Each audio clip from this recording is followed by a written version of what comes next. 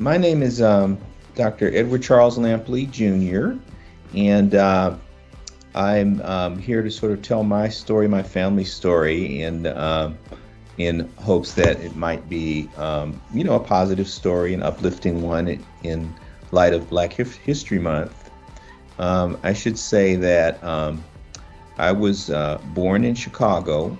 I was actually born at a historic hospital, Provident Hospital, which at one time was the only hospital that African Americans could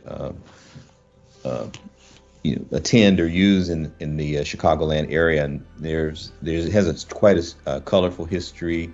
I think the founder, Dr. Daniel Haley Williams, was the first person to perform open heart surgery in the United States, and was quite a striking historic figure as the founding founder of the hospital. Had quite a history. So I happened to participate in that history and be born there because my father, who was a physician, obstetrician, gynecologist, and my mother, who was a nurse, they met at Howard University, married, and came to Chicago, where my father was able to do his residency at Provident Hospital under the auspices of one of our great physicians there.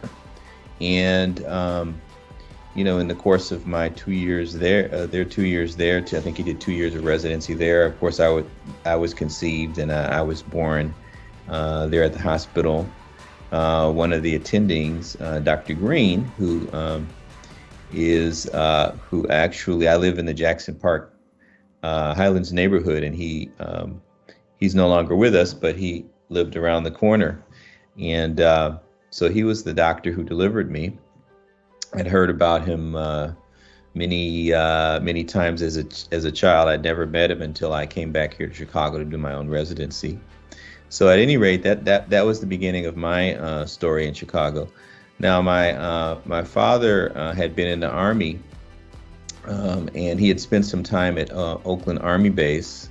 He was from Mississippi, and he was the oldest of 10 children, and humble background, but it was very, as one knows from history, it was a segregationist society, and he, like many others who had some talent, felt the oppression, the shackles, the lack of opportunity. The positive thing about it, though, one of the flip sides of the segregated society was that he went to school in high school with all African American teachers and principals who kind of uplifted him, and he often shared with us that they encouraged him. He said, you're a good reader, you're a good person, maybe you should be a doctor, right? Which is something that a lot of times young people who of African American descent may not have heard, particularly in that era.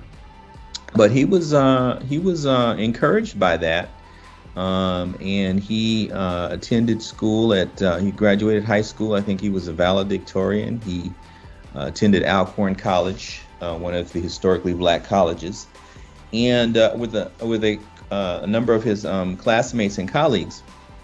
One of his he joined a fraternity called Kappa Alpha Psi Fraternity, and with some of his good friends from Mississippi, and through that he learned about an opportunity to join the military. One of his line brothers did, Mr. Major Pugh, and was able to join the Air Force, and through the GI Bill was able to further his education. So he was in the service for 3 years during the Korean conflict. And then taking advantage of that, he funded his education. He completed it at Wayne State University, which at that time was again one of the northern schools that was open to African Americans, and so he had an opportunity to finish his education there, which he did, his undergraduate degree there.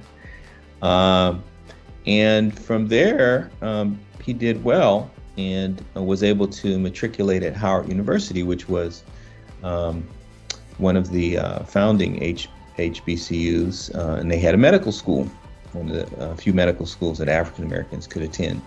So that's how he was able to further his career. And while there, he met my mother, who was a nurse in the nursing school, and became a nurse there at Howard University Hospital as well. Now, her family had migrated up to the Pittsburgh area and had come from Virginia and Richmond. That's where her roots were, and a number of her cousins, distant cousins, are still in that area. So she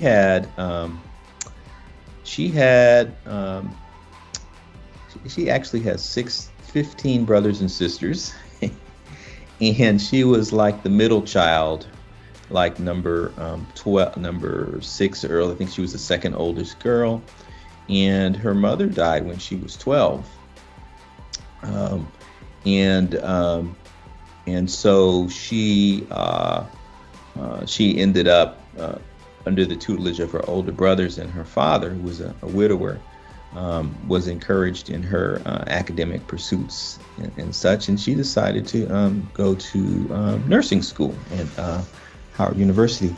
I should say, as an aside, an important aspect of my parents' story is that my mother's mother, my grandmother, Vashti, she passed away as a consequence of postpartum hemorrhage, giving birth to her 13th child in her 13th pregnancy. So that, I think, always colored my mother's perspective of the importance of women's health. My father had similar experience. Although his mother survived, she almost didn't survive the birth of her 10th child. And they would often tell me that, when they thought about what they wanted to do in medicine, they thought about the plight of their mothers and the challenges that mothers went through in terms of bringing life into the world and giving birth. And they thought that might be an area where there was a need, where they could be of service. And so that's how they decided to go into that area. And they kind of passed that legacy on to me, because I always had those stories that they shared with me in the back of my mind. And so they met in D.C., Howard University Hospital, and they married. My father had the idea, having served at Oakland Army Base when he was in the service. He was exposed to Northern California and thought it was a wonderful environment to raise a family. So he and my mother planned at one time to return there to live and raise a family. But in the meanwhile, he had to finish his training. So he, at the time, I mentioned one of the Chicago legends and one of the giants of medical history, happening to be African American, was Dr. Robert Steptoe. Dr. Steptoe, many may remember, I believe he was, I learned later, he served under Harold Washington as his in charge of his medical services across the city, health commissioner, I believe it was. Well, Dr. Steptoe was widely known to young African American students, and he ran a residency training program at Providence Hospital. So my father and mother came there so that he could begin his training in obstetrics and gynecology, 2-year residency there. And that's how my connection began with Chicago, and how I was ended up being born at Providence Hospital. I spent 2 or 3 years there, And when he finished his first 2 years, he needed some additional training, which was not necessarily available at Providence Hospital. But there were other, Harlem Hospital was another place well known to for medical training open to African American physicians. And so my father and mother decided to move there to where he would finish his training, 2 or 3 years. And so we ended up in New York City, where my younger sister, was born.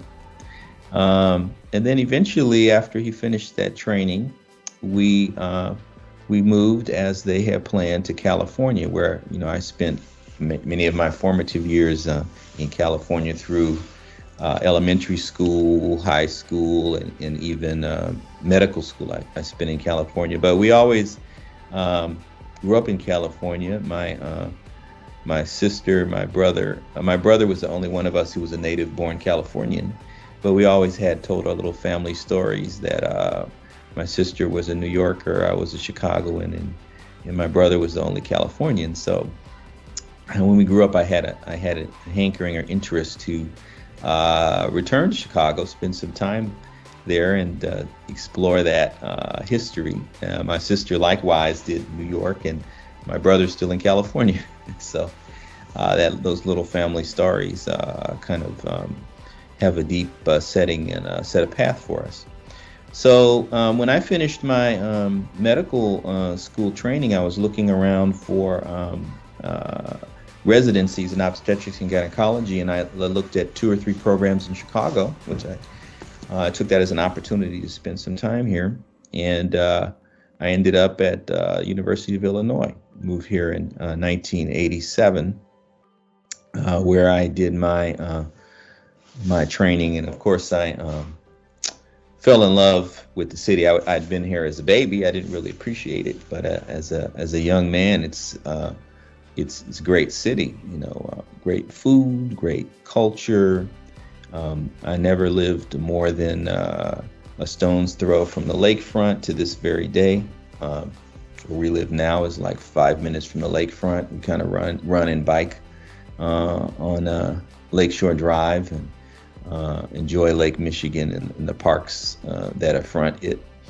I spent another 3 years after my residency. I tried to decide, well, what am I going to do? Well, I also had an interest in high-risk obstetrics.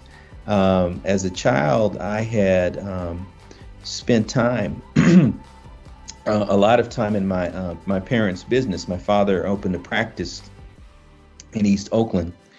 At the time he went there was a dearth of African-American physicians, and there was a large community of immigrants from the South, and they were suffering from many untreated health issues, cervical cancer, high-risk pregnancies, and the like. And so there was an opportunity for he and a number of his colleagues to set up successful practices. And at that time, I think the state of California was one of the first states to create a Medicaid program or participate in it, and that allowed for to provide care for physicians to take care of patients of limited means. And so his practice was busy and overflowing because there were a lot of needs to be met. I spent time myself, my brother, and my sister spent time, working in that practice, doing different jobs, filing, maybe doing urine dipstick tests and the like. One of my dad's business partners was a pharmacist, and they had gone in together with a pharmacist. That was Mr. Johnson. That was Mr. Davis was the pharmacist. Mr. Johnson ran the medical lab. My dad had the OBGYN practice. There was a dentist and an internist, and they all went into business and opened a practice and owned a business on the corner of 98th, or was it 98th and 99, 14 East 14th Street. They owned it for like 30, 40, 50 years. before eventually they sold it. Uh, but I spent many a time there working in the practice. I worked in the summertime. I would get a summer job working in the lab with Mr. Johnson's medical lab. And so I was kind of steeped and exposed to the practice of medicine. And in my particular case, I actually enjoyed it. I think my sister was not a fan. She eventually went into the law, and she's an entertainer. And my brother eventually went into the ministry. But that was manna to me. I really enjoyed it, and so I had envisioned in my mind a career in medicine, women's obstetrics and gynecology. Although I looked at some other opportunities and possibilities, I eventually came back to that. And so I ended up after medical school doing an OBGYN residency at University of Illinois. And beyond that, I decided I wanted to further my skills and learn more about high-risk pregnancies, maternal fetal medicine. So again, I followed a path set before me by my father, because he had an interest in that area as well. And in fact, there was another famous physician from Chicago, one of the first African-American female physicians who graduated from University of Illinois.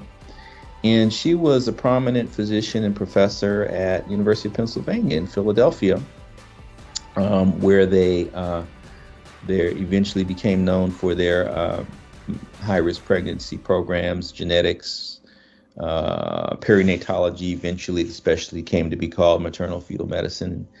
He had shared with me that he at one time had considered going there for additional training, but opted to move to Northern California instead. So after finishing my residency, I explored that, and sure enough, the professor was still there.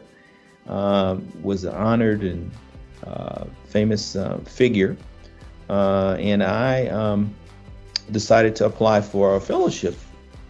I had completed 1 year of fellowship here at University of Illinois, but I had an opportunity to go to Philadelphia University of Pennsylvania, again following the path that my father had gone before me. And I spent 2 years there and completed a fellowship in maternal fetal medicine, and then returned to Chicago, where I started a family and started my career here at Mount Sinai Hospital and Access Community Health Network, and I've been here ever since, and since '94. So it seems like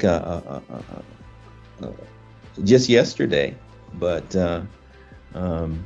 here we are, 28 years later, and still going.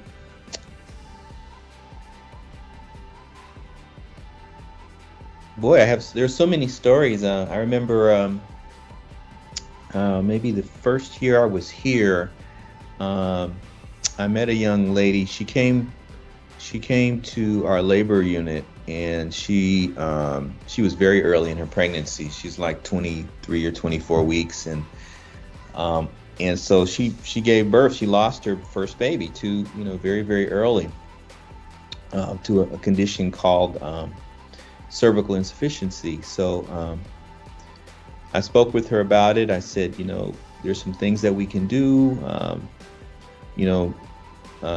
If you decide that you and your husband decide you want to have another child in the next year or so, come see me and let's see what we can do to maybe you can have a different result. And she did, and we treated her with a procedure called the cerclage.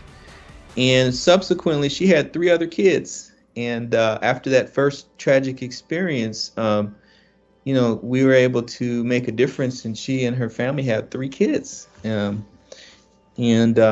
those kinds of impacts, that were really hooked me. I remember another situation. I had a young lady who she already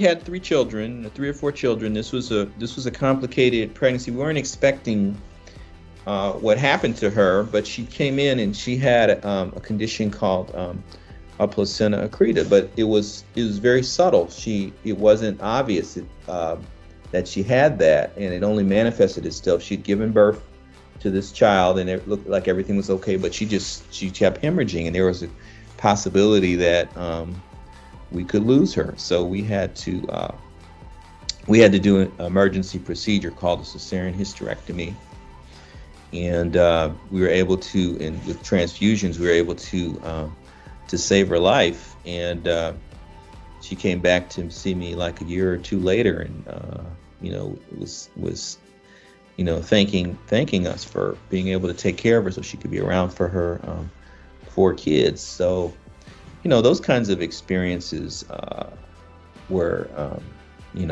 have really made me feel blessed in that we as a team have the opportunity to make a difference like that in people's lives. So I think that's probably that to when I have gone back to visit my hometown of Oakland, and people would see my name, there were people who had my father had a similar impact. There were people who he had delivered 2 and 3 generations of their families there, and so I think I've been able to sort of have some sort of that sort of impact or effect on communities here on the West Side. So that satisfaction about making a difference and doing something positive has really probably made it. Then why I kind of chose to continue here.